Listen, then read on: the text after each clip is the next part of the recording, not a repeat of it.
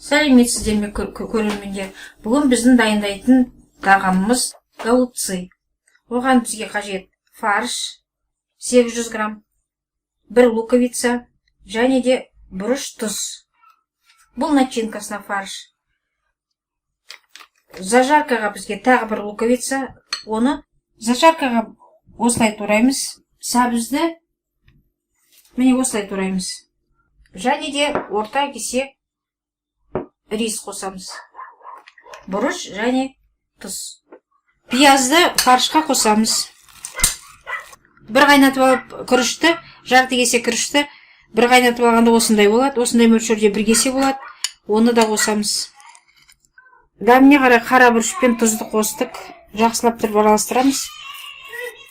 Екі чеснок қосамыз.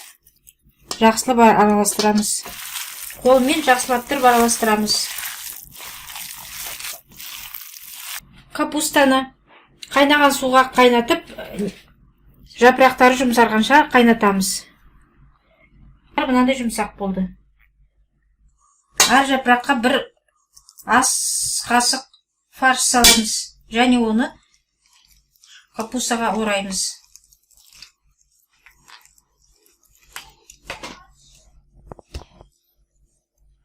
Енді біз мынау голубцыды екі жағынан қуырып аламыз. Сарғайтып. Содан кейін қазанға саламыз. Қазанға салып бұқтырамыз. Енді пиязды жарықтап аламыз табаға. Бір ас қасық томат саламыз. Морковь салып, арман қарай қуырамыз.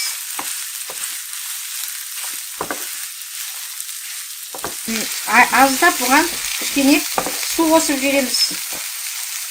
Қалауыңыз бойынша приправа қосасыздар. Мен хмель сунели қостым, орегано қостым, бір шай қасық. Біз енді су қосып бұқтырамыз. Бір 10 минутте бұқтырамыз. Дайын болған соуспен жаңағы голубцыларымызды құямыз. Голубцыларымызға құямыз. Енді бір қайнатып алып, су аз болса кішкене тағы да су қосамыз.